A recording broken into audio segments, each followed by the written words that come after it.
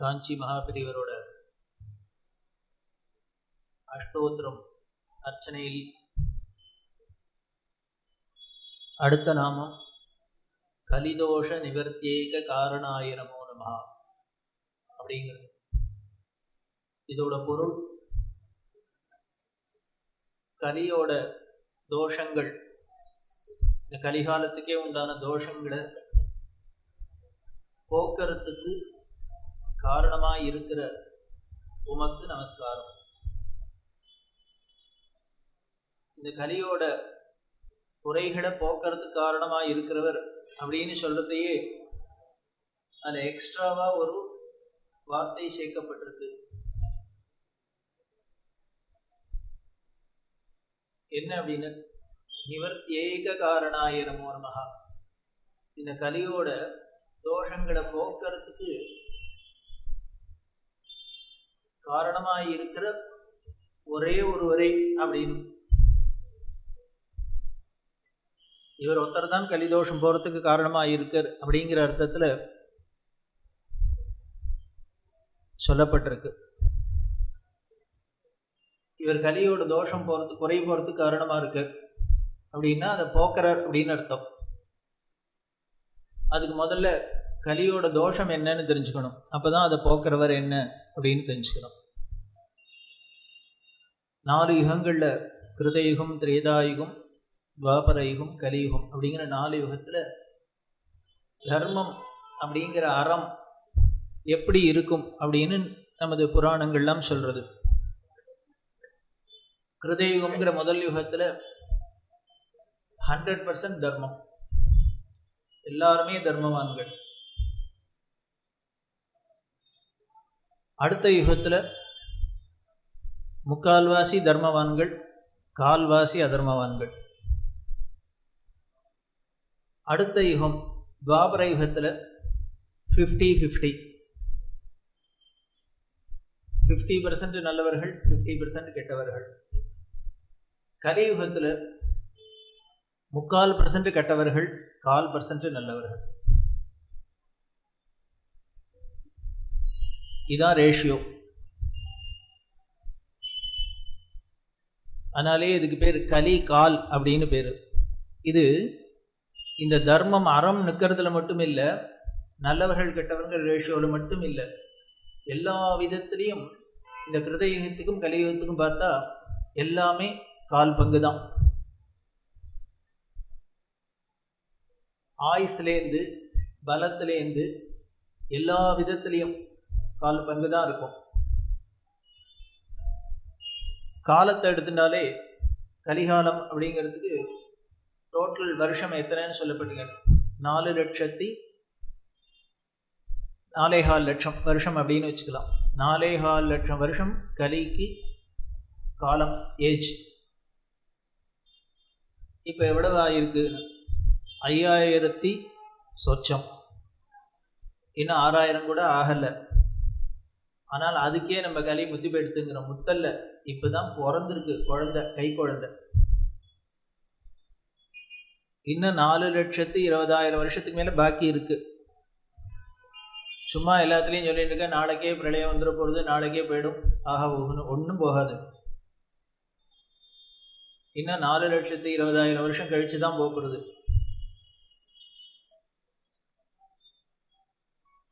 இந்த குழந்தையா இருக்கிறதே இவ்வளவு படுத்துறதே, இது இன்னும் நல்ல முத்தி வயசானா என்ன ஆகும் அப்படின்னு. 4,400,000 வயசுல டெய்ல் எண்ட் அப்படின்னு சொல்லக்கூடிய கலியோட அந்தத்தில் எப்படி இருக்கும் இந்த உலகம் அப்படின்னு நம்மளால கற்பனை பண்ணி பார்க்க முடியுமா? பண்ணியே பார்க்க முடியாது இல்லையா? ஆனால் சாஸ்திரம் என்ன சொல்றது, இப்படி கிடுகிடுன்னு ஒரு, நீங்க பார்த்தீங்கன்னா ஒரு 100 வருஷம், இன்னும் சொல்லப்போனால் அதை விட கூட குறைக்கலாம், 60-70 வருஷத்துக்குள்ளேயே எல்லாம் தலைகீழ மாறி இருக்கு. ஒவ்வொரு குடும்பத்திலையும் ஒவ்வொருவோட மனோபாவத்திலேருந்து பார்த்தாலே தெரிகிறது மாறி இருக்கு. இந்த ரேஷியோவில் எல்லாம் கீழே இறங்கின்னு வந்திருக்கு. அப்போ என்ன ஆகும் அப்படின்னு, இதே ரேஷியோவில் இறங்கின்னு போனோம் அப்படின்னா இன்னும் 4,20,000 வருஷத்துக்கு எவ்வளவு கீழே போகணும்? மைனஸ்லன்னா போயிடும் இதே ஸ்பீடில் போனால். ஆனால் சாஸ்திரம் சொல்றது அப்படி போகாது. இப்படி கிடுகிடுன்னு கீழே இறங்கும். ஒரு ஸ்டேஜில் என்ன ஆகிடும், அப்படியே ஸ்டாக்னேட் ஆகி அப்படியே நின்று திருப்பி ரிவைவ் ஆக ஆரம்பிச்சிடும். யாரோ சில மகான்கள் வருவா, அவர்களோட இன்ஃப்ளூயன்ஸ்னால, அவர்களோட அருள்னால திருப்பி பிக்கப் ஆக ஆரம்பிக்கும் தர்மம். இப்படி ஆரம்பித்து உடனே ஏறுமுகத்தில் கிராஃப் ஏறும். உடனே அதை கெடுக்கிறதுக்குன்னு ஒருத்தர் வருவார், உடனே கீழே இறங்கும். அப்படி கீழே இறங்கினோன்னு உடனே அதை தூக்கி நிறுத்துறதுக்காக ஒருத்தர் வருவார், உடனே மேலே ஏறும். இப்படியே இசிஜி எடுத்தாப்புல இப்படியும் அப்படியும் அப்படியுமா போய் கடைசியில் கீழே இறங்கும்.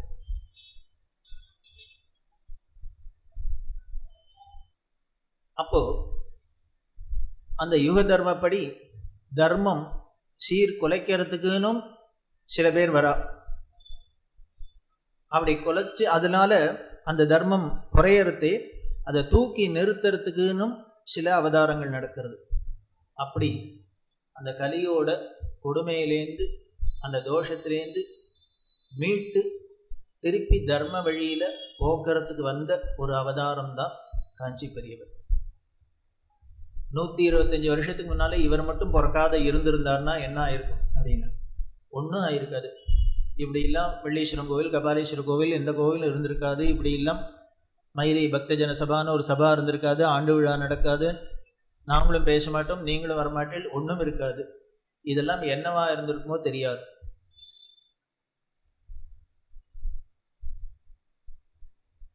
அப்படி அந்த கலியோட தோஷத்துல முக்கியமானது அறியாமை, அஜ்ஞானம் அப்படின்னு சம்ஸ்கிருதத்தில் சொல்கிறோம். அதுதான் தமிழில் அறியாமை. அப்படின்னா அறியாமை அப்படின்னாலே ஒரு விஷயத்தை தெரிஞ்சிக்கல, புரிஞ்சிக்கல அப்படின்னு அர்த்தம். ஒன்றை விஷயத்தை தெரிஞ்சுட்டு புரிஞ்சுட்டாதானே இது நல்லதா கெட்டதான்னு தெரிஞ்சுக்க முடியும். தெரிஞ்சுட்டா எது நல்லது, நமக்கு நன்மை செய்யக்கூடியது, அதை நாம் ஃபாலோ பண்ணணும். எது நமக்கு கெடுதல் செய்யக்கூடியது, அதை விளக்கணும். அப்படிங்கிற ஒரு கிளாரிட்டி வரணுமே. இந்த கிளாரிட்டி வராது. இதுதான் கலியோட பெரிய குறை.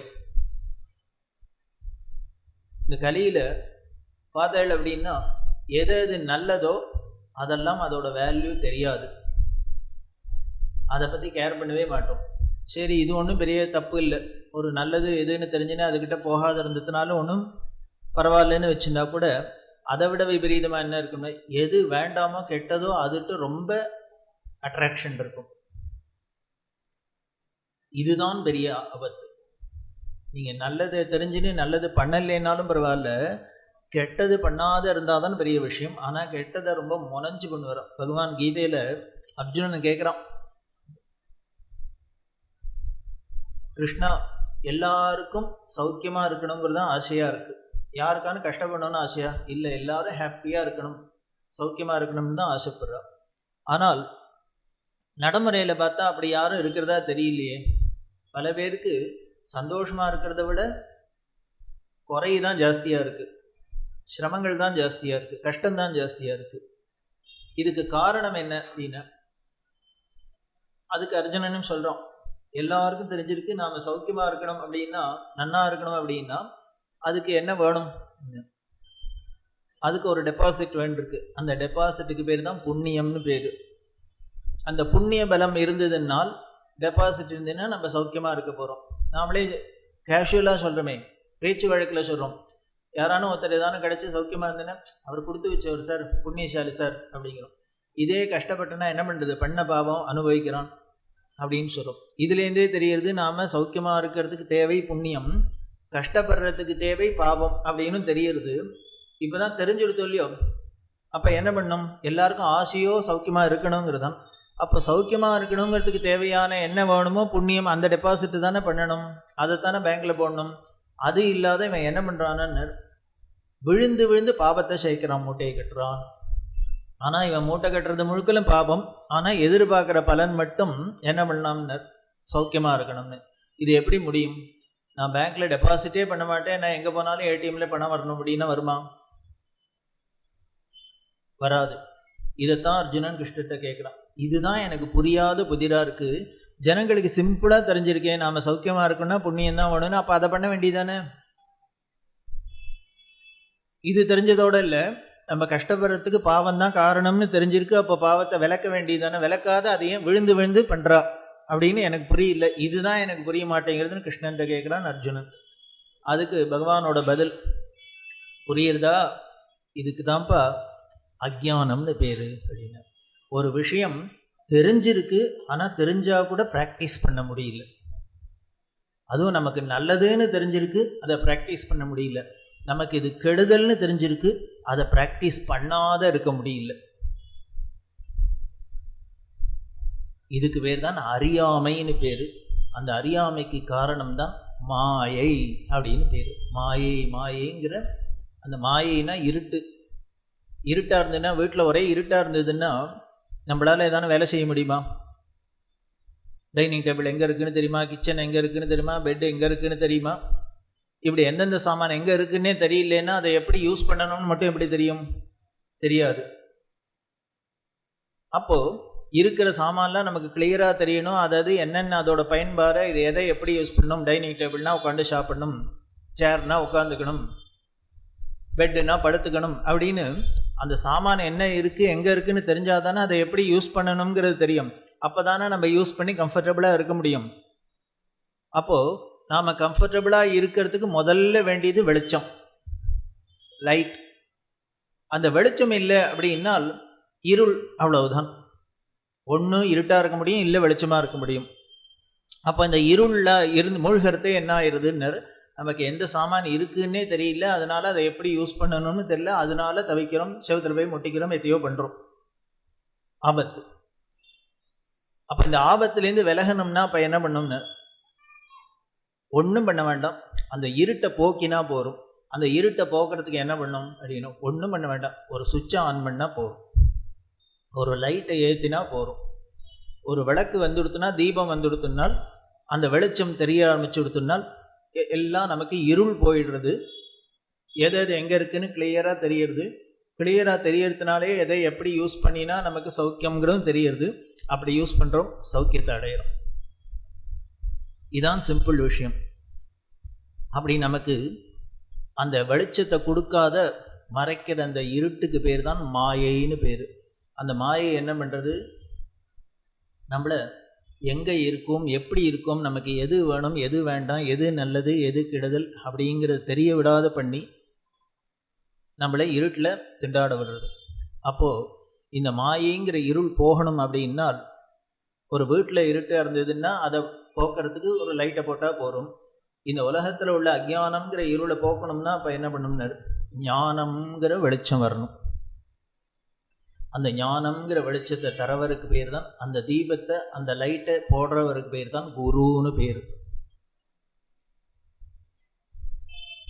அந்த வெளிச்சம் என்ன அப்படின்னு, அதுதான் ஈஸ்வரன். அருணகிரீஸ்வரர் தீபமங்கள ஜோதி நமோ நம, தூய அம்பல லீலா நமோ நம, நாதவிந்து கலாதி நமோ நம, வேதமந்திர ஸ்வரூபா நமோ நம. மாணிக்கவாசகர் ஜோதியே சூழொளி விளக்கே. எல்லா மகான்களும் திருப்பி திருப்பி ஈஸ்வரனை என்ன சொல்கிறார் ஆண்டவனர், ஒளி ஒளி ஒளி ஒளி, வெளிச்சம் வெளிச்சம் வெளிச்சம் தான். நமது ஹிந்து மதத்தில் பார்த்தீங்கன்னா எந்த ஒரு விஷயமா இருந்தாலும் நமக்கு இந்த தீபம் அப்படிங்கிறது ரொம்ப முக்கியமாக இருக்குது. நாம் வீட்டில் பெருசாக என்ன பண்ணுறோமோ பண்ணலையோ, கோவிலேருந்து அர்ச்சனை பண்ணுறோமோ, அபிஷேகம் பண்ணுறோமோ, ஒன்றும் இல்லை சார், ஒரு விளக்கேற்றி வைங்கோ சார் சாமிட்டு. வீட்டில் ஒரு விளக்கு கூட ஏற்ற மாட்டேங்கிறோம் அப்படிங்கிறோம். இந்த விளக்கு எதனால் அப்படின்னு, இந்த விளக்கு தான் ஈஸ்வரன். நமக்கு எல்லா சம்பிரதாயத்திலையும் தீபம் தான் முக்கியம். எந்த ஒரு நல்ல காரியம் ஆரம்பித்தாலும், எந்த காரியம் ஆரம்பித்தாலும் காலங்காலத்தில் ஏந்தின ஆரம்பிக்கிறதையே முதல்ல என்ன பண்ணுறோம், விளக்கேற்றுறது. காரணம், இது வெறும் நமக்கு இங்கே இருக்கிறதுக்கு வெளிச்சத்தை மட்டும் கொடுக்கல, வெளியில் இருக்கிற இருளை மட்டும் போக்கல, உள்ளே இருக்கிற அகத்தில் இருக்கிற இருளையும் போக்குறது. அதனால்தான் பூஜையில் எது முக்கியமோ இல்லையோ, கடைசியில் தீபாராதனை பார்த்துட்டோம் அப்படின்னாலே பூஜை முழுக்கலும் பார்த்தது. இந்த பூஜையோட பலனே வேறு, லட்சியமே வேறு ஒன்றும் இல்லை, அந்த தீபாராதனைக்கு தான். அதுதான் ஃபைனல். அந்த வெளிச்சம்தான் வரணும் நமக்கு. அது உள்ளேயும் வரணும், வெளியிலையும் வரணும். அந்த வெளிச்சம் யார், அந்த ஜோதி ஸ்வரூபம். அதுதான் ஆதியும் அந்தமும் இல்லா அருட்பெரும் ஜோதி மாணிக்கவாசகர் சொல்றது. அதனால் எல்லாத்துக்கும் நமக்கு தீபம் தான் முக்கியம், தீபம் ஏற்றுறது தான் முக்கியம். இதுதான் நம்மளது பாரதிய கலாச்சாரம்.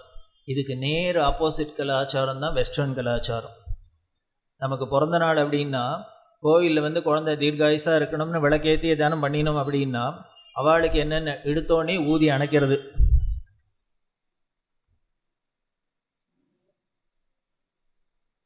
அதாவது ஒரு கலாச்சாரத்தில் எப்படி மலைக்கும் மடுவுக்கும் ஒரு வித்தியாசம் இருக்குது பாருங்க, ஆச்சரியமாக இருக்குது. இதெல்லாம் நம்ம கவனிக்கிறோமா இல்லையா தெரியல, என்ன நம்மளே பண்ணிட்டு இருக்குமே. நமக்கு எல்லாத்தையும் விளக்கேற்றி தீபம் ஏற்றி இன்னும் பிரகாசிக்கணும், நம்மளோட அறியாமை இருள் போகணும், வெளியில் புற இருள் அக இருள் எல்லாம் போகணும், வெளிச்சம் வரணும், தெளிவு வரணும், ஞானம் வரணும், நம்ம வாழ்க்கை சிறக்கணும். அப்படின்னா அங்கே எல்லாம் எப்படி இருக்குன்னா தலைகீழ இருக்குது. இன்னும் இருக்கிற விளக்கையாக நிற்கிறது. 5 ஸ்டார் ஹோட்டலில் போனால் என்ன பண்ணுறான்னு கேண்டில் ஏற்றி வைக்கிறான். நமக்கு சாப்பிட வந்தால் லைட்டை போட்டாக்க பிழைச்சின்னு 100 வாட் பல்பை போட்டால் அங்கே இருக்கிறதையும் அணைக்கிறான். இதான் நம்மளோட கலாச்சாரத்துக்கும் மற்றவர்களோட கலாச்சாரத்துக்கும் உள்ள பெரிய வித்தியாசம். அதனால் இங்கே அந்த ஒளிங்கிறது தீபம்ங்கிறதே ஈஸ்வரன் தான். எத்தனையோ பார்க்குறோமே, குத்தி விளக்கு பூஜை அப்படிங்கிறோம், அம்பாளை வெள்ளிக்கிழமையில் பூஜை பண்ணுறோம், பஜனையில் தீப நாமம் அப்படின்னு குத்தி விளக்கு வச்சுன்னு சுற்றி ஆடுறா விடிய என்ன. அப்போ அந்த ஜோதி அதுதான் ஈஸ்வரன். தனியாக வேறு ஒன்றும் ஈஸ்வரன் நீ ஒன்றும் உருவம் படமாக ஆடுமா எதுவுமே வைக்க வேண்டாம். அந்த தீபமே தான் ஈஸ்வரன். அப்படி இருக்கிற அந்த தீபம், அந்த விளக்கு அப்படிங்கிறது என்னன்னு சொல்லுவேன். அதுக்கு பேரே தமிழில் அழகாக இருக்குது, விளக்கு. அப்படின்னாலே என்ன தெரியறதுன்னு என்னென்ன எங்கே இருக்குன்னு விளக்கி சொல்கிறது நமக்கு. இதுதான் தூணு, இதுதான் கேமரா, இதுதான் மைக்கு. அப்போ எப்போ இந்த வெளிச்சத்தினால ஒளியினால தான் தெரியுது. இது உலகத்தில் உள்ள எல்லா விஷயத்தையும் நமக்கு விளக்கி காமிக்கிறதுனாலே அதுக்கு பேரே தமிழில் விளக்குன்னு வச்சிருக்கா. அந்த விளக்கே தீபமே ஈஸ்வரன் தான். அந்த தீபத்தை என்ன கலர்னு சொல்வேள், பச்சைன்னு சொல்கிறதா ஷேப்புன்னு சொல்கிறதா என்ன வேணால் சொல்லலாம். வேடிக்கை என்ன அப்படின்னு ஒரு விளக்கை வச்சுட்டு ஒரு பச்சை கிளாஸை போட்டேன்னா வெளியில் பார்த்தா வெளிச்சம் பச்சையாக தெரியுது, நீல கிளாஸை போட்டால் நீளமாக தெரியுது, ஷேப்பை வச்சா ஷேப்பாக தெரியுது. இப்போ இதுலேருந்தே விளக்குக்குன்னு தனியாக ஒரு கலர் இல்லை, அதுக்கு முன்னால் எந்த கலரை வைக்கிறோமோ அது வழியால் அது ஊடுருவத்தை நமக்கு தெரியுது அப்படின்னு சொல்கிறோம் இல்லையா. அப்படிதான் அந்த பரம்பொருள் கடவுள் அப்படிங்கிற பரபிரம்மம் அப்படிங்கிறது தீபமாக இருக்குது. அந்த தீபத்தில் சிவன்கிற ஒரு உருவத்தை வச்சா அது சிவனாக தெரியுது, விஷ்ணுங்கிற உருவத்தை வச்சா விஷ்ணுவாக தெரியுது, அம்பாளுங்கிற உருவத்தை வச்சா அம்பாளாக தெரியுது. நீ என்ன கிளாஸை வைக்கிறையோ அதுவாக தெரியுது, அவ்வளோதான். உள்ளுக்குள்ளே இருக்கிற விஷயம் ஒன்று தான். வேதம் சொல்லுது அது என்னன்னு ஏகம், அது ஒன்று தான். ஆனால் மற்றவாள்லாம் என்ன சொல்கிறான்னர் பகுனாம் வதந்தி அப்படின்னு சொல்கிறது. அது யாரெல்லாம் சொல்கிறான்னா விப்ராஹா அப்படின்னா, விப்ரகள்னா படித்தவர்கள்னு அர்த்தம். இந்த படித்தவாள்லாம் அது என்னமோ பிரம்மம் ஒன்று தான். இந்த படித்தவாள்லாம் அது என்னன்னு சொல்கிறான்னு பகுனா வதந்தி பலதுன்னு சொல்கிறா அப்படிங்கிற அந்த வார்த்தை பலதுன்னு சொல்கிறாங்கிறதே ஒரு பதம் போட்டிருக்கு சம்ஸ்கிருதத்தில். என்னென்ன வதந்தி நம்ம சொல்கிற மாதிரியே பொதுவாக வதந்தினாலே என்ன, அவனுக்கு இஷ்டத்தை தோன்றது தான், சொல்கிறதெல்லாம் வதந்தி தான். அதை போல் படித்தவர்கள்லாம் என்ன பண்ணுறான்னு ஒருத்தர் பார்த்தா சிவன் தாங்கிற, ஒருத்தர் விஷ்ணுங்கிற, ஒருத்தர் இதுதான், இப்படி ஆளுக்காள் ஒன்று சொல்லி இதில் சண்டை வேறு, இதுதான் பெருசு அதுதான் பெருசு, இப்படி எல்லாம் வதந்தியாக போயிடுத்து. காரணம் என்னென்ன, இவன் படிச்சுட்டதுனால. படித்ததோட பலன் என்ன அப்படின்னா இப்படி வேண்டாத குதர்க்கம்ன்றது தான் முடிகிறது. இதைத்தான் வேதமும் சொல்கிறது. ஆனால் அந்த தீபத்துக்குன்னு ஒரு ஒளி உண்டா, அதுக்கு உருவம் உண்டா, அது என்ன உயரமாக இருக்குதுன்னு சொல்கிறதா, இப்போ அகலமாக இருக்குதுன்னு சொல்கிறதா, எப்படி இருக்குதுன்னு சொல்கிறது தெரியல. அதை என்ன ஆண்னு சொல்கிறதா பெண்ணு சொல்கிறதா என்னன்னு சொல்கிறது. மாணிக்கவாசகர் கேட்டார், ஆணோ அலியோ அரியோ பிறவையும் நீ என்னன்னு தெரியலையே, ஒன்று ஆம்பளைன்னு சொல்கிறதா பொம்பளைன்னு சொல்கிறதா இல்லை அலின்னு சொல்கிறதா வேறு என்னன்னு சொல்கிறது புரியல. நீ அத்தனையமாகவும் இருக்க, நீ எல்லாமாவும் இருக்கியா இல்லையும் இருக்கியா எதுவும் சொல்ல முடியலப்பா, தீர்மானம் பண்ணி சொல்ல முடியல. அப்படி இருக்கிற அந்த விளக்கு, அந்த அறிவு ஒளி அப்படிங்கிறது தான் நமக்கு முக்கியம். அந்த அறிவு ஒளி வந்துடுத்து அப்படின்னால் நம்மளோட அக்ஞானம்ங்கிற மாயங்கிற இருள் இருக்கிற இடம் தெரியாது. இப்போ லைட்டை போட்டாச்சுன்னா இந்த இருட்டை என்ன விரட்டி அடிக்கணும், வெளியில் போகணும்னு சொல்லணுமா தேவையில்லை. விளக்கு வந்துடுத்துனாலே தட்சணம் அவ்வளோதான், அக்ஞானம் போயிடுறது, இருட்டு போயிடுறது. அதை போல் நமக்கு அந்த ஞானம்ங்கிற பிரகாசம் வந்துடுத்து அப்படின்னா ஞான ஒளி சுரம், இந்த ஞான பிரகாசம் கிடைச்சிடுத்துனால் நம்மளோட அறியாமைங்கிற இருள் தானே போயிடுறது. அப்போ அந்த இருள் போயிடுத்து அப்படின்னாலே நமக்கு கிளாரிட்டி வந்துடுறது. கிளாரிட்டி வந்துடுத்துனாலே எதை எப்படி யூஸ் பண்ணணும், எது வேணும் எது வேண்டாம், நமக்கு எது தேவை எது தேவையில்லை அப்படிங்கிற ஒரு தீர்மானம் வந்ததுன்னா அதுக்கேற்றாப்புல அழகாக நாம் அதை ஹேண்டில் பண்ணிட்டு இந்த வாழ்க்கையை பயனுள்ளதாக ஆக்கிக்கிறோம். இப்படி இந்த வாழ்க்கையை பயனுள்ளதாக ஆக்கிக்க முடியாத பண்ணுறது தான் இந்த இருள், அதுதான் மாயை. இதுதான் அந்த கலியோட பெரிய தோஷம்.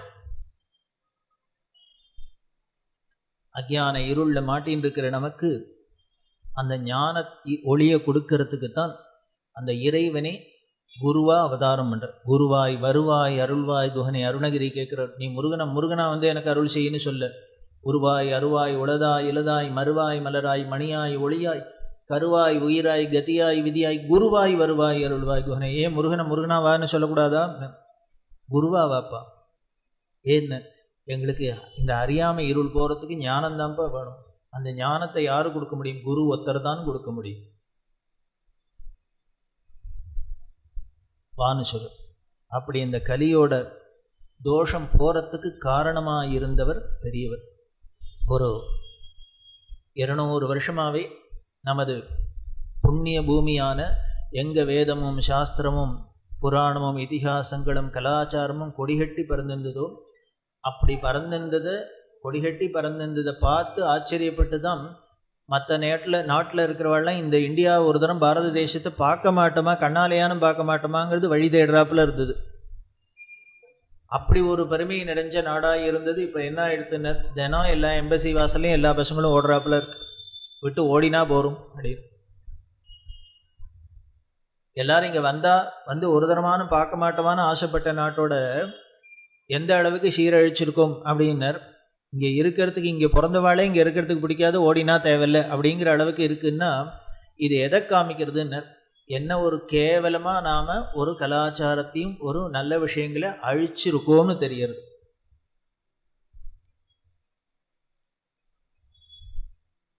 அதுக்கு பல காரணங்கள்.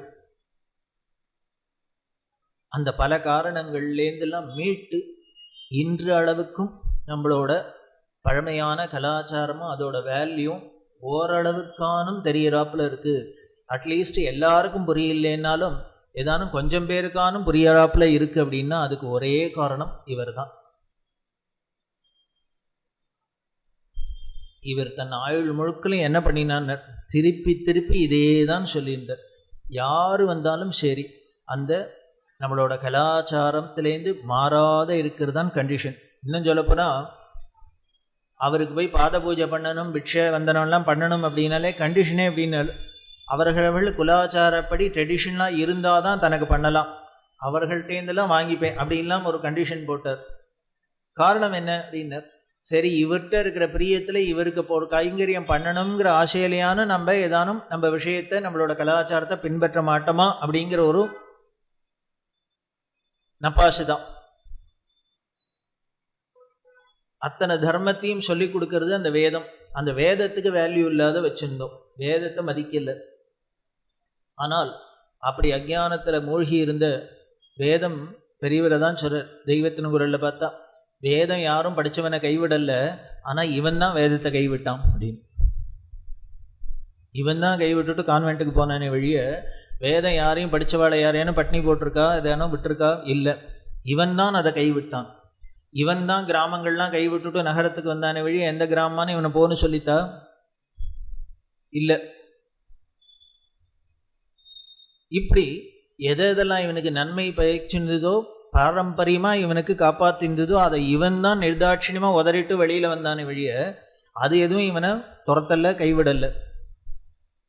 அப்படி இருக்கிற அந்த வேதமாக இருக்கட்டும், நமது கலாச்சாரமாக இருக்கட்டும், அது அத்தனையும் நாமளே புறக்கணித்தோம். புறக்கணித்து வேற எதுலேயோ போய் மயங்கி விழுந்தோம். அப்படி மயங்கி விழுந்த நமக்கு திருப்பி திருப்பி சொல்லி சொல்லி சொல்லி இதோட வேல்யூவை நமக்கு காமிச்சு இன்று ஓரளவுக்கானும் இந்த ரிவைவ் ஆறாப்பில் இருக்குது அப்படின்னா அது இவர் பண்ணின சாதனை. அப்படி இருக்கிற அந்த வேதத்தை ஒரு பாரம்பரியமாக தலைமுறையாக வேதம் படிச்சுன்னு வந்தவர்கள்லாம் கூட ஒரு 100 வருஷத்துக்கு முன்னால் தன்னோட குழந்தைகள்லாம் தனக்கு அப்புறம் வேதம் படிக்கக்கூடாது அப்படின்னு ஒரு ஃபேமாக இருந்தா கொண்டு ஸ்கூலில் சேர்த்தா. அங்கே எடுத்தோடனே என்ன சொல்லி கொடுத்தான்னு, humpty dumpty sat on a wall, had a great fall. எடுத்தோடனே ரெயின் கோ அவே. ஏற்கனவே மழை பெய்ய மாட்டேங்கிறது, இன்னும் போ. ஆனால் நமக்கு கல்வி எப்படின்னு எடுத்தோடனே குழந்தைக்கு அக்ஷராபியாசம் அப்படின்னு குழந்தைய படிக்க வைக்கிறதே, அந்த குழந்தைகளுக்கு நல்லது சொல்லி கொடுக்குறதே எப்படி ஆரம்பிக்கிறதுன்னர். அப்பா அதுக்கு உண்டான பூஜையை பண்ணி தன்னோட குழந்தைய மடியில் உட்காந்து வச்சுன்னு நெல்லை பரப்பி அதில் அந்த குழந்தை விரலை பிடிச்சிட்டு முதல்ல ஃபஸ்ட்டு எழுதுறதுக்கு படிக்கிறதுக்கு சொல்லி கொடுக்குற வார்த்தையே என்ன தெரியுமா? ஹரிஹி ஓம் நமோ நாராயணாய சித்தம். இழுத்தோடனே குழந்தைக்கு ஹரிஹி ஓம் நமோ நாராயணாய சித்தம்னு சொல்கிறது அழகாக இருக்கா? இல்லை ரெயின் கோயவேங்கிறது நன்னா இருக்கா?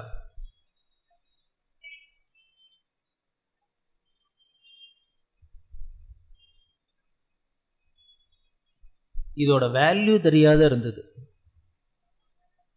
அப்படி இருக்கிற அதுலேருந்து கூப்பிட்டு இன்றைக்கும் இந்த 21ஆம் நூற்றாண்டுலேயும் இன்னமும் வேத பாடசாலை இருக்குது. இன்னும் வேதம் படிக்கிறதுக்கு 10 குழந்தைகள் இருக்கா, வந்துருக்கு. இன்னும் வேதம் படித்தவர்கள்லாம் இருக்கா. இன்னும் கோவில்களெல்லாம் வேத மந்திரம் சொல்லி வழிபாடு பண்ணப்படுறது. காரணம் என்ன? மந்திராதீனம் து தெய்வதம். வேதமே சொல்றது தேவதைகள்லாம் எதுக்கு கட்டுப்பட்டவர்கள்னா, தேவதைகளை யாரும் கட்டுப்படுத்த முடியாது, அவர்கள் கண்ட்ரோலில் தான் எல்லாம். இப்போ பிரைம் மினிஸ்டர்லாம் யாரானு கண்ட்ரோல் பண்ண முடியுமா? அவள் கண்ட்ரோலுக்குள்ள தான் எல்லாம். ஆனால் அவர்களுக்கும் ஒரு கண்ட்ரோல் இருக்குது. அது என்ன அப்படின்னு, அதை போல் தேவதைகள் கண்ட்ரோலில் எல்லாம் இருந்தால் கூட உலக இயக்கம் இருந்தாலும் இந்த தேவதைகள்லாம் எதுக்கு கட்டுப்பட்டவன்? மந்திராதீனம் து தெய்வதம். மந்திரங்களுக்கு கட்டுப்பட்டவர்கள். மந்திரத்தினால தான் அவர்களை கட்டுப்படுத்த முடியும். இன்றைக்கும் பார்க்குறோமே, பிள்ளையார பூஜை பண்ணும் அப்படின்னா உடனே என்ன பண்ணுறோம்? ஒரு மஞ்சப்பொடியை பிடிச்சி வைக்கிறோம். கணானாந்த்வா கணபதிஹிம் அவாமஹே அப்படின்னு மந்திரத்தை சொல்லி அஸ்மாத் அரித்ரா பிம்பாத் மகா கணபதியும் தியாயாமி அவாஹயாமின்னு அக்ஷதையை போட்டால் அடுத்த நிமிஷம் மஞ்சப்பொடிக்குள்ளே பிள்ளையார் வந்தே ஆகணும். காரணம் என்னென்ன? நான் வேத மந்திரத்தால் உன்னை கூப்பிட்ருக்கேன்யா, மந்திரத்துக்கு கட்டுப்பட்டது, வா இங்கே வான்னா வரணும். எனக்கு பூஜையெல்லாம் முடிஞ்சுடுத்தோம். அப்புறம் என்ன பண்ண? மகா கணபதி யதாஸ்தானம் பரிஷ்டாபயமே அப்படின்னா கெட் அவுட், ஏன்னு போகணுன்னாக்க போயிடணும். இல்லை நான் இன்னொரு 1/2 மணி உட்கார்றேன்னா முடியாது. ஏன்னு உன்னை மந்திரத்தினால வெளியில் துரத்திட்டோம், மந்திரத்தினால உள்ள அழைப்போம், மந்திரத்தினாலையும் வெளியில் துரத்துவோம். ஏன்னா நீ மந்திரத்துக்கு கட்டுப்பட்டது தேவதைகள். அதனால் வான்னா வரணும், வேத மந்திரத்தை சொல்லி அழைச்சா வரணும், போனா போகணும். அப்படி மந்திராதீனம் து தெய்வதம். சரி, அப்போ அந்த மந்திரங்கள்லாம் எதுக்குள்ளே அடங்கி இருக்கு அப்படின்னு, அந்த வேதத்துக்குள்ளே அடங்கி இருக்கு. அந்த வேதம் எங்கே அடங்கி இருக்குன்னு, எவன் வேதம் படிச்சிருக்கானோ அவனுக்குள்ளே அடங்கி இருக்கு.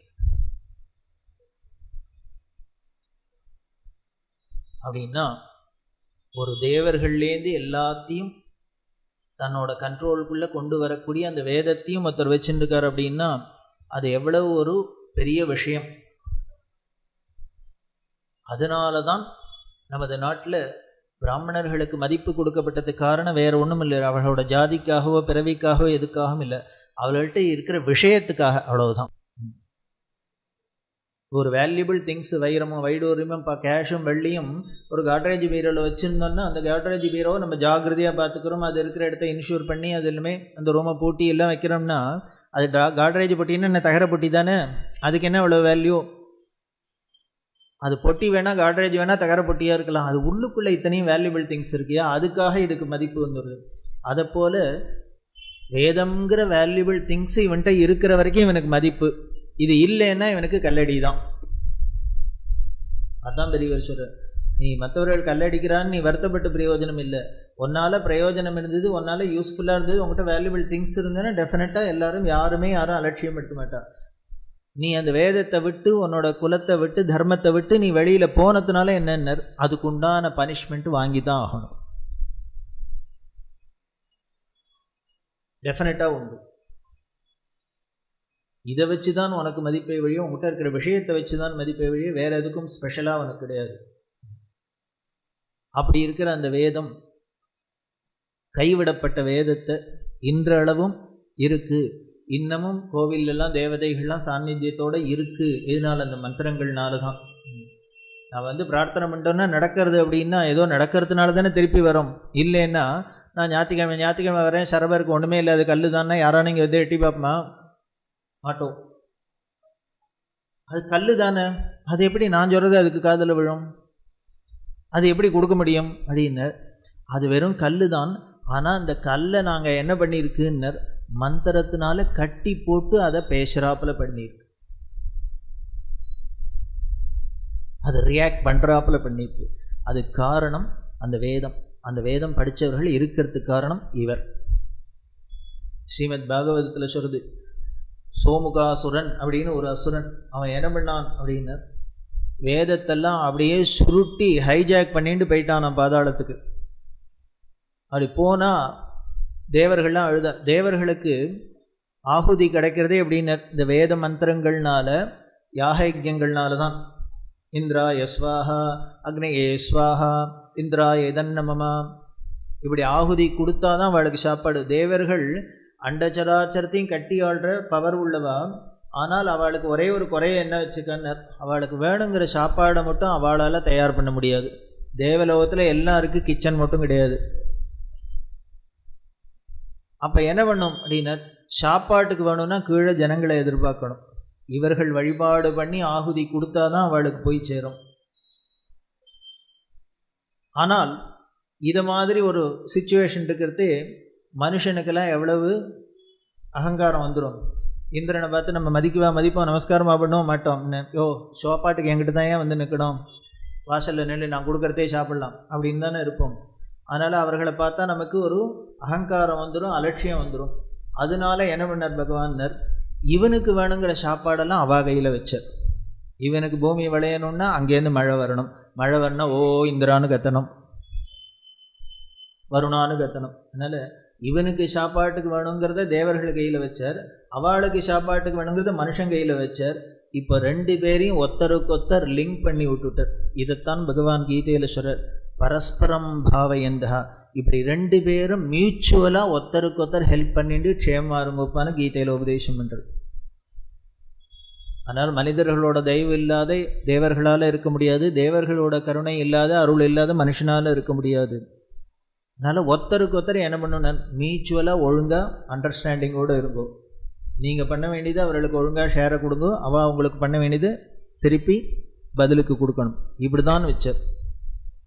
அப்படி இருக்கிற அந்த வேதத்தை இவன் சுருட்டி எடுத்துன்னு போனோன்னா கோமசுதன் தேவர்களுக்கெல்லாம் ஆகுதி இல்லாத தவிச்சா. அதனால் பகவான்கிட்ட போய் கேட்குறா வைகுண்டத்தில். அவர் உடனே என்ன பண்ணான்னு மத்ஸ்யாவதாரம் அப்படின்னு பண்ணி அந்த கோமுகாசுரன்டேந்து சோமுகாசுரன்டேந்து இந்த வேதத்தெல்லாம் மீட்டு எடுத்துன்னு வந்ததான் பாகவதம் முதலான புராணங்கள்லாம் சொல்கிறது. அதை எடுத்துன்னு பாதாளத்துக்கு போனால் அப்படின்னு சொல்லியிருக்கு. இப்போ பார்த்தா அப்படியே தான் இருக்குது. ஒரு 200 வருஷத்துக்கு முன்னாலே என்ன பண்ணான்னார், இங்கே எல்லாரும் இருந்த வேத சுவடியெல்லாம் தூக்கிட்டு ஜெர்மனிக்கு போயிட்டான். நமக்கு பாதாளம் தான் அது. அங்கேருந்து மீட்டு எடுத்துன்னு வராப்புல இருந்து வேதத்தில் என்ன சொல்லியிருக்கு நமக்கு தெரியல, அவருக்கு ரிசர்ச்சில் தெரிஞ்சது. அப்படி இருந்த ஒரு நிலைமையை மாற்றி இன்றளவும் வேத பாடசாலைகள்லாம் இருக்குது, அங்கே படிக்கிறதுக்கு ஆள் இருக்குது, இதெல்லாம் இருக்குன்னா அது இவரால் தான். அந்த வேதத்தை வழக்க இவர் எப்படி பாடுபட்டார் அப்படின்னா லிட்ரலி பிச்சை எடுத்தார். இவர் விஜயவாடாவில் இருக்கார். விஜயவாடாவில் ஆந்திராவில் புஷ்கரம் அப்படிங்கிற இந்த கிருஷ்ணா நதி புஷ்கரத்துக்காக போயிருக்கார் ஸ்நானத்துக்கு. இந்த புஷ்கர ஸ்நானம் பண்ணிட்டு வரத்தை பார்த்தேன்னா லட்சக்கணக்கான ஜனங்கள் கிருஷ்ணாவில் ஸ்நானம் பண்ணுவார். எல்லாரும் அங்கே ரொம்ப பக்தி பிரவாகமாக இருக்கும். இப்படி நிற்கிறதே இந்த பிச்சைக்காரெல்லாம் வரிசையாக அந்த நதிக்கரையில் எல்லோரும் துண்டை வரிச்சுன்னு உட்காந்துருக்கா. போனால் அந்த நதிக்கரையில் புண்ணிய நதியில் ஸ்நானம் பண்ணி அங்கே தான தர்மங்கள்லாம் பண்ணினாக்க புண்ணியம் அப்படின்னு பல மடங்கு புண்ணியம்னு சொல்லியிருக்கிறதுனால எல்லாரும் வரவாழலாம் அந்த பிச்சைக்காரர்களுக்கெல்லாம் பைசா போட்டுனே வர. இதை பார்த்துட்டே வந்தார் பெரியவர். 2 நாள் பார்த்துட்டு சொல்கிறார், மறுநாளை குளிச்சுட்டு, ஏய் இது நல்ல பழப்பாக இருக்குடா, நானும் ஒரு துண்டை வரிச்சுன்னு உட்காந்து விடலாம் போல இருக்குது. ஒன்றுமே பண்ண வேண்டாம், பேசாத ஒரு துண்டை வரிச்சுன்னு உட்காந்து தானே விழுறது. ஐயா அம்மா போடுன்னு கூட கத்த வேண்டாம். இது நல்ல இதுவாக இருக்கே, நானும் சிவனேன்னு உட்காந்தா தேவையில்லை போல இருக்கு அப்படின்னு. உடனே மடத்து மேனேஜர் சொன்னார், பெரிய ஜெகத்குரு சங்கராச்சாரிய காஞ்சி காமகோடி பீடாதிபதி பிரசிடெண்ட்டும் பிரைம் மினிஸ்டரும் உங்கள்கிட்ட வந்து நிற்கிறான், நீங்கள் எதுக்கு துண்டை விரிச்சுன்னு பிச்சை எடுக்கணும், தள்ள எழுத்தா அப்படின்னு அவர் சொன்னார். பெரியவா விளையாட்டு கூட இப்படி சொல்லக்கூடாது, பெரியவாளுக்கு என்ன தள்ள எழுத்து பிச்சை எடுக்கிறதுக்கு. அதுக்கு பெரியவா சொல்கிறா, இது ஏன் நான் பிச்சை எடுத்தா என்ன, உனக்கு தெரியுமோ என்னோட வேஷமே பிச்சைக்கார வேஷம்தான் தெரியுமா.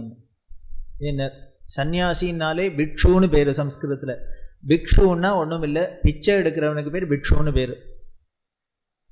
மடத்தில் போய் பிக்ஷாவந்தனம் பண்ண வேற ஒன்றும் இல்லை. பிக்ஷாவந்தனம்னா வேற ஒன்றும் இல்லை, நம்ம அவருக்கு சாப்பாடு போடுறதுன்னு அர்த்தம், அவ்வளவுதான். ஏன்னு சன்னியாசி தனக்குன்னு எது உடமையும் வச்சுக்கக்கூடாது, தனக்கு வேணுங்கிற உணவுக்குன்னு கூட வச்சுக்கக்கூடாது.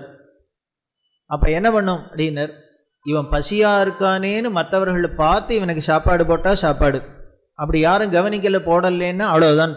இன்றைக்கி உனக்கு படி இழக்கலை பகவான், அப்படி நீ பட்னி தான் கிடக்கிறமே வழிய உடனே அழப்படாது. நீங்களாம் சாப்பிட்றீங்களே, எனக்கு ஒருத்தரும் கவனிக்கவே இல்லையே போடலேன்னு கேட்டு பிரயோஜனம் இல்லை, கேட்கக்கூடாது. அதனால் பெரியவா சொன்னார், நானும் பிக்ஷு தான், அதனால் நானும் இது என்ன சம்ஸ்கிருதத்தில் சொன்னால் பிக்ஷு, தமிழில் சொன்னால் பிச்சைக்காரன், அவ்வளவு தானே. அதனால் பன்னேஸ்வரா, நானும் உட்காரத்தில் தப்பு கிடையாது, சாஸ்திரப்படி உட்காரலாம், பிச்சை எடுக்கலாம். என்ன நான் எடுக்கிற பிச்சைக்கும் நான் எடுக்கிற பிச்சைக்கும் ஒரு வித்தியாசம் இருக்குது. அவர்கள்லாம் தன்னோட வயத்துக்கு வேணுங்கிறதுக்காக துண்டை விரிச்சுன்னு இருக்கா, நான் வேதத்துக்காக துண்டை விரிச்சுக்கிறேன், பிச்சை எடுக்கலாமே. இப்படி சொல்லி வந்தார். அதில் 2 நாள் கழிச்சு என்ன ஆகிடுத்து, இவர் குளிச்சுட்டு வரத்தே, ஸ்நானம் பண்ணிட்டு வரத்தே, மடத்துக்கு வரத்தே யாரோ ஒருத்தர் வந்தவர் இப்படி காலை தொடுறதுக்கு வந்தார். அவர் தொட்டுட போகிறாரே அப்படிங்கிறதுக்காக இவர் என்ன பண்ணார், கூட இருக்கிறவர் கையில் ஒரு மூங்கி தட்டு வச்சுருந்தார், அதை நீட்டினார். அதாவது இவர் தொடாத இருக்கணுங்கிறதுக்காக இப்போ குறுக்க வச்சு நீட்டினோன்னு அந்த ஆள் என்ன நினச்சிட்டு, இவர் ஏதோ கலெக்ஷனுக்கு நீட்டுறான்னு நினச்சிட்டு ரூபா நோட்டத்துக்கு போட்டார்.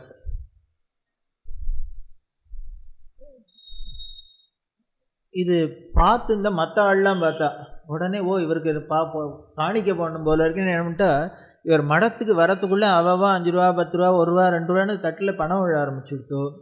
இந்த மேலே நீட்டினவருக்கு ஆச்சரியமாக இருந்தது, என்னையே அது நம்ம மேலே கையில் வச்சுட போகிறாரே, தொட்டுற போகிறாரேன்னு வந்தாக்க பணம் ஏதோ பணம் நீட்டுறோன்னு நினச்சின்னு போட்டான்னு. இது மடம் வந்தது, அதுக்குள்ளே மூங்கி தட்டு முழுக்கலும் ரூபா நோட்டு சேர்ந்துடுத்து. சேர்ந்தா பெரியவர் உடனே மேனேஜரை கூப்பிடு வந்தார். இந்தோடனே, என்னமோ சொன்னியே, இப்போ போயிட்டு குளிச்சுட்டு வரத்துக்குள்ளே கலெக்ஷனை பாருன்னு. இவன் காசு போடுன்னு கேட்கல, எதேச்சியாக நீட்டினதுக்கே இவ்வளோ வந்துடுத்து, இன்னும் போடுங்கன்னு நீட்டினா எவ்வளோ விழும். இதை பார்த்தோன்னே மேனேஜருக்கு ஒரு சந்தோஷம், அப்பா இன்றைக்கி இவர் குளிச்சுட்டு வரத்துக்குள்ளே இவ்வளோ கலெக்ஷன் வந்துடுது அப்படின்னு. அதாவது அட்மினிஸ்ட்ரேஷனில் இருக்கிறவளுக்கு, அவளுக்கு மடத்தில் இத்தனா பெரிய மடத்தை இவ்வளோ யானையும் சேனையும் வச்சுன்னு எல்லாம் பண்ண வேண்டியிருக்கு அப்படின்னா அதுக்கு உண்டான பைசா வேணும் இல்லையோ. ஸோ இது சிம்பிளாக ஏதோ கலெக்ஷன் ஆகுது அப்படின்னு அவர் என்ன பண்ண, நாளையிலேருந்து இனிமேல் 2 தட்டாக தூக்கின்னு போ, போகிறதையும் தூக்கின்னு போ, வரத்தையும் தூக்கின்னு வா. அவர் பிளான் அப்படி போகிறது. உடனே இவர் கேட்டார், இந்த பணத்தெல்லாம் என்ன பண்ணலாம் அப்படின்னு மேனேஜர்கிட்ட கேட்குறார். அவர் என்ன பண்ணலாம், என்ன மடத்தில் அக்கௌண்ட்டில் சேர்த்துக்கலாம் அவ்வளோதானே அப்படின்னு. உடனே கேட்குறார், இந்த தீர்த்த கரையில் தானம் வாங்கினா அது தோஷம்னு சாஸ்திரம் சொல்லியிருக்கு தெரியுமா. நமது இந்து மதத்தை போல இனிமே இந்த பக்கம் அந்த பக்கம் அசைய முடியாத டைட்டாக ஒரு விஷயத்தை சொன்ன ரிஷிகள் உலகத்திலே எங்கேயும் கிடையாது. அதாவது என்ன சொல்லியிருக்கு அப்படின்னா, குளிக்க போகிறவாளெல்லாம் நீ குளிச்சுட்டு தான தர்மம் பண்ணினேன்னா புண்ணியம்னு சொல்லியிருக்கு. அதே சாஸ்திரம் தான் என்ன சொல்கிறதுன்னு, நீ புண்ணிய தீர்த்த கரையில் தானம் வாங்கினீன்னா பாபம்னு சொல்லியிருக்கு. இது என்ன அது கான்ட்ரடிக்ஷன், ஒருத்தனை கொடுன்னு சொன்னால் வாங்கிக்கிறதுக்கு ஆள் இருந்தால் தானே கொடுக்க முடியும் அப்படின்னு. அப்போது கொடுத்தா புண்ணியம் வாங்கிண்டா பாபம் அப்படின்னா அப்போ என்ன அர்த்தம் அப்படின்னு, வேறு ஒன்றும் இல்லை. நீ எப்பொழுதும் வாங்கிக்கிறதுக்கு யோஜனை பண்ணணும், பக்கப்படணும். அவையாரும் அதானே சொல்கிறான். என்ன பண்ணாங்க, நீ குனியணுப்பா, குறுகணும். அடுத்தவன்கிட்ட கை நீட்டி வாங்கிக்கிறதே வெக்கப்படணும். யாரோ கொடுக்குற தானம் பண்ணுறாங்கிறதுக்கு இன்னும் நல்லா ஒரு போடுங்க, 100 ரூபா நோட்டாக போடுங்க, என்ன 10 ரூபா போடுறேன்னு கேட்கக்கூடாது. அந்த 10 ரூபாயை வாங்கிக்கிறதுக்கே கூனி குறுகணும், வாங்கிக்கிறதுக்கு யோஜனை பண்ணணும். அதாவது நமக்கு ஆசை, எவனோ கொடுத்தா என்ன வாங்கி வச்சுக்கலாமே அப்படின்னு பேராசை வரக்கூடாது. அதுக்காக என்ன பண்ணிட்டு 2 பக்கம் பேலன்ஸ் பண்ணிட்டு சாஸ்திரம். கொடுத்தா வசதின்னு சொல்லிட்டு வாங்கிண்டா மட்டான்னு சொல்லிட்டு. இதை தான் நம்ம கேட்போமோ மாட்டோமோங்கிறதுக்காக என்ன பண்ணு, இன்னொரு பயமுறுத்தி வேறு குண்டை வேற போடும். என்ன அப்படின்னு, அப்படி நீ வாங்கினீன்னா அவனோட பாவம்லாம் உனக்கு டிரான்ஸ்ஃபர் ஆகிடும் அப்படின்னு. இது என்ன ஜேர்னல் என்ட்ரியா அப்படின்னா வேற ஒன்றும் இல்லை. அப்படியானு உன்னை பயமுறுத்தி நீ அடுத்தவன்ட்ட கையேந்திரத்தை குறைக்கலாமே அப்படிங்கிறதுக்கு இதை சொன்னால். அதனால் தீர்த்தக்கரையில் வாங்கினா தோஷம்னு சொல்லியிருக்கு இல்லையான்னு அவர் பார்த்தார். இவர் ஏதோ பிளான் பண்ணுறாருன்னு அக்கா சொல்லியிருக்கு, அக்கா சொன்னபடியெல்லாம் நடக்கிறோமா உடனே இது. அதனால் மடத்துக்கு சந்திரமௌலீஸ்வருக்கு வேண்டாம். அப்போ இதை என்ன பண்ணுறதுன்னு ஒன்று பண்ணு. கார்த்தால குளிக்க போகிறதையே யாரோ ஒருத்தர் யாகம் பண்ண போகிறேன், எனக்கு ஏதானோ மடத்தில் ஹெல்ப் பண்ணுங்கன்னு சொன்னார். அவர் இங்கே இருந்தார்னா அவரை கூப்பிடு, அவர்கிட்ட கொடுத்துருவோன்னு. இப்போது மேனேஜருக்கு சந்தேகம் வந்துடுத்து. இந்த நதிக்கரையில் வாங்கின பணத்தை, தானம் வாங்கின பணத்தை மடத்துக்கு எடுத்துனா இவருக்கு எடுத்துனா யூஸ் பண்ணால் பாபம் வரும் அப்படின்னா, யாரோ ஒருத்தர் யாகம் பண்ண போகிறார் அவர்கிட்ட கொடுத்தா மட்டும் அந்த பாபம் அவருக்கு போகலாமா அப்படின்னா ஒரு சந்தேகம் நேச்சுரலாக வருமா இல்லையா? இது இந்த மேனேஜர் மனசில் தான் வந்தது. இதுதான் யார் மனசில் ஓடினாலும் ஸ்கேனிங் மிஷின் மாதிரி தெரியும் இல்லையா? உடனே என்ன அந்த பாவம்லாம் அவனுக்கு போனால் பரவாயில்லன்னு நினைக்கிறியான்னு அவர் ஒன்றும் பதில் சொல்லலை. உடனே பெரியவாசரா வாஸ்தவம் தான், ஆனால் அதே சாஸ்திரம் சொல்கிறது, இந்த யாக யஜ்ஞத்தில் கொடுத்தாக்க, யாகம் பண்ணுற இடத்துல கொடுத்தா என்ன ஒரு தோஷம் இருந்தாலும் அத்தனை யாகத்தில் போயிடும், பஸ்மமாயிடும். பஸ்மம் மாறத்தோடு இல்லை, இந்த தோஷம் போகிறதோடு இல்லை. யாரெல்லாம் அதில் கொடுத்துருக்காளோ கான்ட்ரிபியூட் பண்ணியிருக்காளோ அவள் அறியாத அவளுக்கு புண்ணியம் வேறு வந்துடும். ஒரு நம்ம யாகத்துக்கு கொடுங்க அப்படின்னு 100 ரூபா கேட்டால் கொடுத்துருப்போமோ மாட்டோமோ தெரியாது. யாருக்கோ எங்கேயோன்னு கொடுத்தா அது இன்டைரக்டாக யாகத்துக்கு போயிடுத்துனால் நம்மளை அறியாத நமக்கு புண்ணியம் வருது.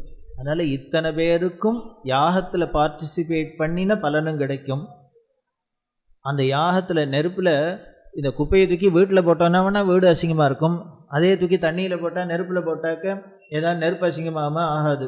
அதைப்போல் யாக யஜ்யங்களில் பண்ணுறது எதுவாக இருந்தாலும் எல்லா தோஷமும் அதில் அடிபட்டு போயிடும். அதனால் யாகத்துக்கு கொடுக்கலாம், நீனும் நானும் தான் யூஸ் பண்ணக்கூடாது, கொடுத்துரும். ஒரு குருன்னா ஞானின்னா அப்படி தான் இருக்கணும். ஏதோ வந்த வரைக்கும் வந்தால் சொல்கிறது அப்படின்னு நினச்சிக்கிறதுக்கு பிரயோஜனம் இல்லை. நம்மளை ஆசைப்படாத அளவோடு இரு அப்படின்னு சொல்ல முடியும்னா, அப்போ அவர் முதல்ல அளவோடு இருந்து ஆசைப்படாத இருந்து காமிச்சாதானே நமக்கு சொல்ல முடியும். அப்படி தான் பெரியவர் இருந்து காமிச்சார். இவர் 87 வருஷம் காஞ்சி காமகோடி பீடத்தில் அருளாட்சி பண்ணிட்டு மடத்தை நடத்தி இருந்தார். எப்படி இருந்தது? ஒவ்வொரு நாளும் இப்படி தான். இன்னும் சொல்லப்போனால் நாளைக்கு என்ன பண்ண போகிறோம்னு தெரியாது, கவலைப்படலை. காரணம் என்னன்னு, எதுக்கு கவலைப்படணும்? நம்மளை படி இழக்கிறதுக்குன்னு ஈஸ்வரன் இருக்கான்னு நம்பினோம் அப்படின்னா பட்னியா போடுவோம். வீட்டில் அம்மா இருக்கான்னா சாப்பாட்டை பற்றி நான் ஏன் கவலைப்படணும்? அப்படி அதுக்கு பேர் தான் பக்தி. அந்த நம்பிக்கைக்கு பேர் தான் பக்தின்னு பேர். அப்படி தானே இவர் இருந்தார். இப்படி அந்த வேதமாக இருக்கட்டும், யாகயங்களாக இருக்கட்டும், அதில் சொன்ன வழிபாடாக இருக்கட்டும், எந்த ஒரு விஷயமாக இருக்கட்டும், எது நமக்கு நன்மை பயக்கக்கூடியதோ, உலகத்துக்கு நன்மையை கொடுக்கக்கூடியதோ, எது கலியோட தோஷத்தினால அஜ்ஞானத்தினால அதெல்லாம் வேண்டான்னு நம்ம ஒதுக்கினமோ அது அத்தனையும் திருப்பி ரிவைவ் வாராப்பில் பண்ணினது தான் இவர் பண்ணின சாதனை. கலிதோஷ நிவர்த்தியேக காரணாய நமோ நமஹ. ஒன்றுமே சொன்னேன், 1962 வருஷம் இளையாத்தங்குடிங்கிற இடத்துல செட்டிநாட்டில் அகில பாரத வேதாகம சில்ப சதஸ் அப்படின்னு நடத்தினார். அப்படின்னு அந்த சபையோட லட்சியமே என்ன அப்படின்னா, நமது பிராச்சீனமான பாரதிய கலாச்சாரத்தில் அந்த கலைகளெல்லாம் வளர்க்கணும், அதோட பெருமையெல்லாம் ஜனங்களுக்கு சொல்லணும் அப்படின்னு தான்.